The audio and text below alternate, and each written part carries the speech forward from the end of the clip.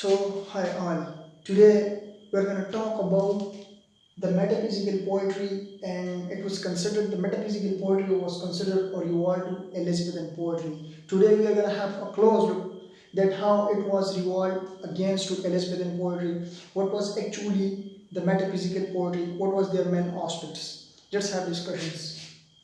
As Elizabethan poetry, Elizabethan age was very famous for literature. It is considered a golden age in literature. Why this is so? It's because of the fact that there are a lot of writers, drama writers, poetry writers, as prose writer as well as. So it was considered the age of golden in literature. Now, Elizabethan poetry was dominated by certain elements or certain major facts. Like we have enlisted here that Elizabethan poetry was dominated by Petrarchan traditions, as it is clear that it was the age started immediately after the Renaissance, and this means the Petrarch, the Italian sonneter, he was under the effect of Renaissance. He heavily influenced this very man.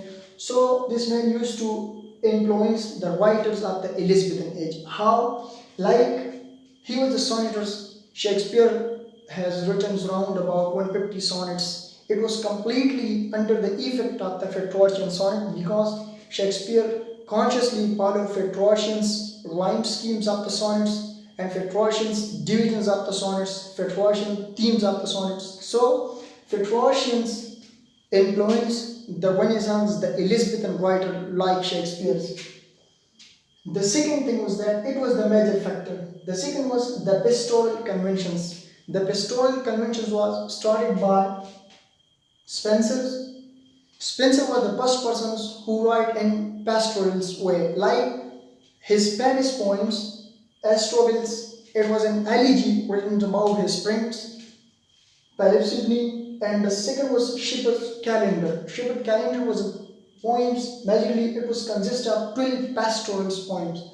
Pastoralist poems are the poems especially which imageries which is based on shepherds, the rural scenery, the shepherd lives, each and everything related to rural scenery and shepherd life. So it was a kind of conventions started by this Edmund Spencer's, even his romantic poet, like his romantic epic, the Fairy Queen. Its theme was love. It is allegory. There is touch of pastoral things. So it was conventions like put forwarded by Edmund Spencer in Elizabethan poetry, and this major factors also contributed a lot in Elizabethan poetry. Elizabethan poetry is heavily influenced by these factors. The third, Elizabethan poetry is heavily dominated by classical norms, as it is clear that Elizabethan age was immediately after the English Renaissance. English Renaissance revoked the classical's interest. Elizabethan writers consciously try to imitate the classical norms, the classical values, the classical traditions of literature. Like, if we think about Christopher Marlowe drama, Dr. Foster's, the Tambourines, their themes, their dictions, their sufferings, they are all they derive all their themes, each and everything from classics. Like how Tambourine the Great, there is sufferings. There is rules and regulations which is put forwarded by Aristotle, Greek classicals, critics. So there was classical norms in Elizabethan poetry, as it is clear from Christopher Marlowe, Dr. Postes, and Tambourine the Great. Like how this is Christopher Marlowe contributed to Elizabethan drama, greater themes, best poetic dictions like the banquets, the sufferings of the heroes, etc. These are the classical norms. It was put forward by Christopher Marlowe and later on adopted by Shakespeare. So this is why it is because of the classical norm. Elizabethan poetry was under the influence of classical norms. 4. Spencer influence. It is already stated forward that he heavily influenced the Elizabethan poetry due to pastoral conventions, love themes. The fifth was Sydney passionate outbursts, as it is clear that at the roundabout, at the middle of the Elizabethan poetry, there came a Puritan attack on the different aspects of English poetry, Like they pointed out the English poet, the caterpillar of the commonwealth, their poetry are nursing in bad way. Like there was something criticisms on English poetry due by which English poetry lost its strength and prestige. Here came Philip Sidney. Philip Sidney write a treatise, a prose works, an essay with the name of An Apology for Poetry, in which he pointed out the good effect of poetry, the definition of poetry, the positivity of the poetry, the nature of poetry, the function of poetry, each and everything he pointed out that he 110% defended the poetry. He neglected the Puritan attacks on English poetry. So when the poetry received that very positive stimulus in the writer of poetry, all the poets of Elizabethan era consciously try to give the high standard value to poetry. Why this is so? Because Philip Sidney work, the apology for poetry, became very famous and it was the first treatise in the right of poetry. So Philip Sidney influenced the Elizabethan poetry in a very greater way. The sixth way, Elizabethan poets borrowed sorrow and pain themes of love. Like there was even in Christopher Marlowe, Dr. Foster Tambourine, there is touch of love. In Shakespearean sonnets, there is touch of even Platonic love.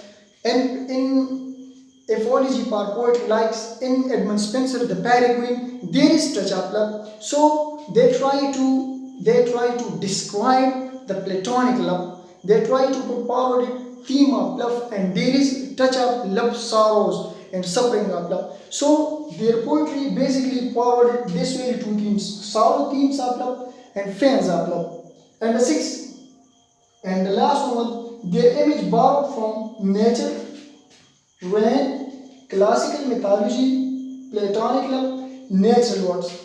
Whenever we talk about the Elizabethan poetry, so if we take the example of Edmund Spenser's or Shakespeare or Christopher Marlowe, all they try to take their imagery from natural world. Nature was each and everything from them. Whenever they try to write down the poetry, it was bound in natural imagery. Like in Edmund Spenser's, at the first of his work, The Peregrine, he followed the classical mythology as he take the help, spiritual help from the moss to delight their mind, to inculcate the virtue of the virtue of the Prince Arthur in a very realistic and very romantic way. So they try to imitate classical mythology. And the other thing was that nature was what was very each and everything for them. They try to derive the imagery from nature world. These were the major characteristics of the Elizabethan poetry. These characteristics majorly influenced the Elizabethan poetry. And whenever we study Elizabethan poetry, in each and every writer, in each and every poem, in each and every drama, there will be touch of such elements. So it was the Elizabethan poetry measures events and measures factors. Now how metaphysical poetry started as against to this very poetry. With that, metaphysical poetry as at the start of the middle of the 16th century, there came some poets like Donne, Crawshaw, Cowley, etc. They started a movement against the Elizabethan poetry. The metaphysical poetry, like they term the metaphysical poetry.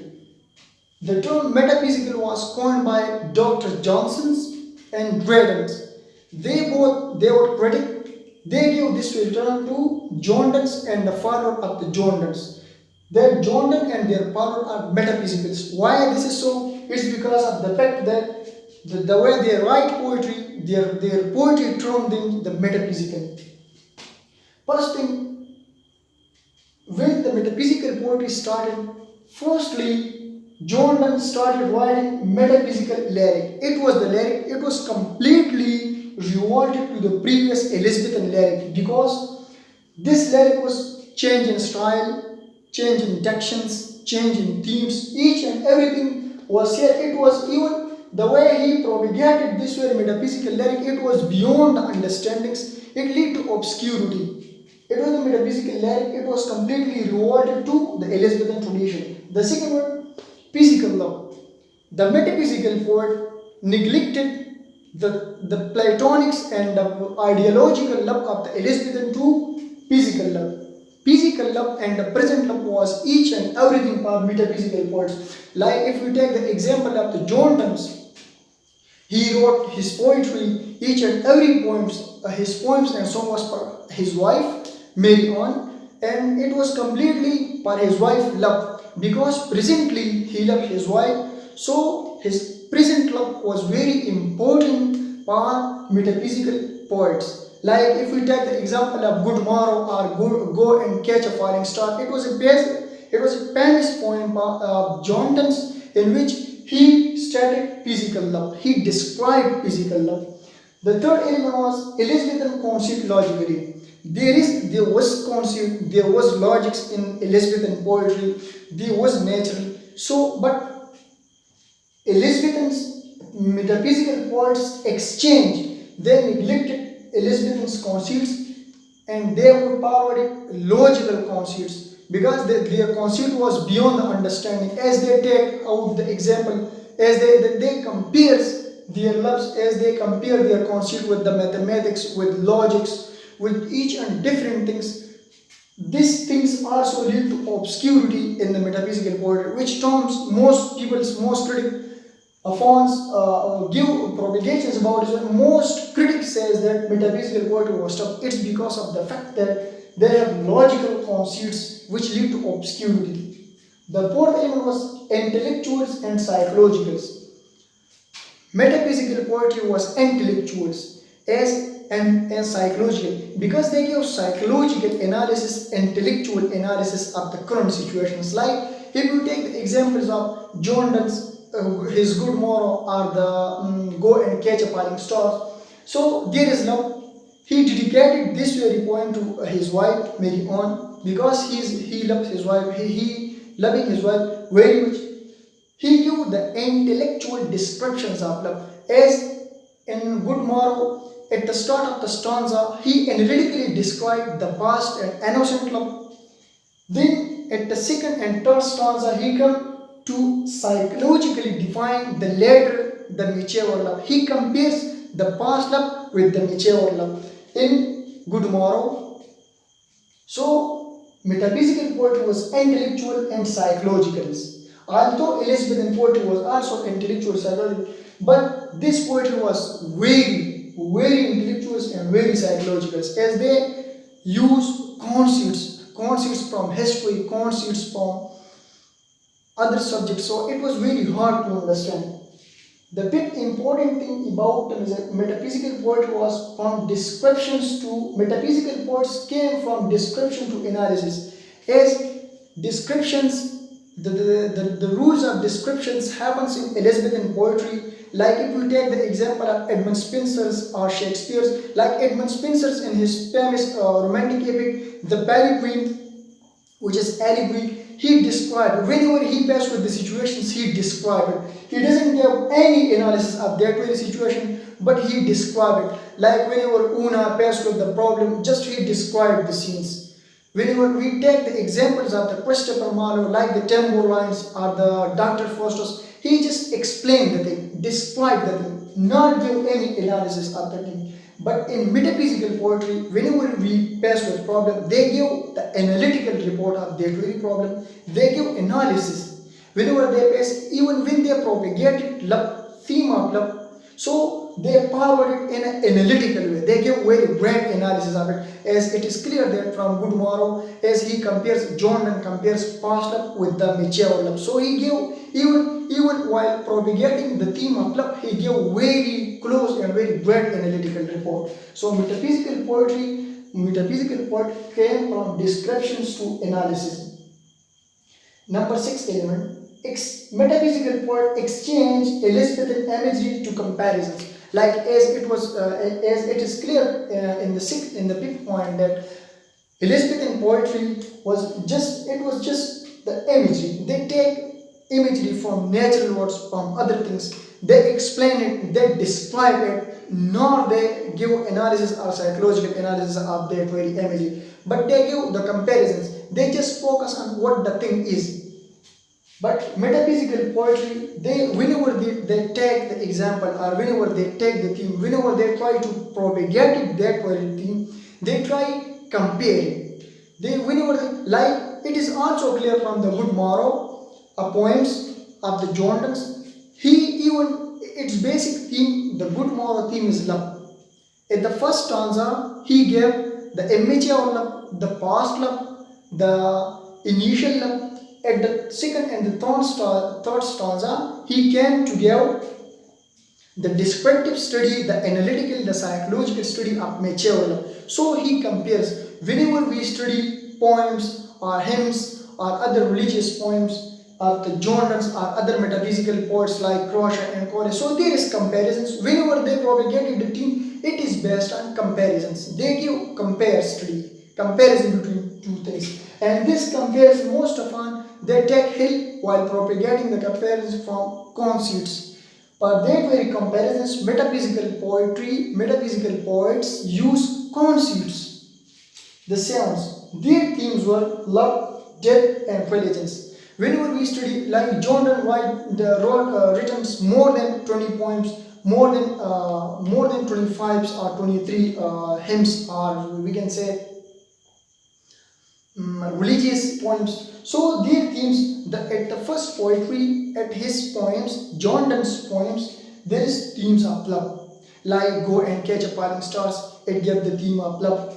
Like the Good Morrow, it gave the theme of love. So the metaphysical poetry, basic and major theme was love, death, and religions. And death and religions, mostly these two themes used to in religious poetry, because metaphysical poetry majorly divided in love poetry and religious devotion poetry. So all love poetry propagated forward the themes of love, and all religious devotion poetry propagated the themes of death and religions. So it was metaphysical poetry was a movement started against Elizabethan poetry. It was used to be at the start of the mid-16th century with the coming of the Jordans. The question arises, why metaphysical poetry was revolted against the Elizabethan poetry? Like the Elizabethan poetry, there was no new methodology. All poetry was under the dominations of these writers. So there came a needs. A reader to focus on novelty. They try to question even this. With the incoming of the metaphysical poetry, the metaphysical poets came and they started to do something new. They focus on novelty. So in that very novelty connotation, this movement started. That it is the metaphysical poetry, it was a movement against Elizabethan poetry, and it is the major events, the major factor in metaphysical poetry.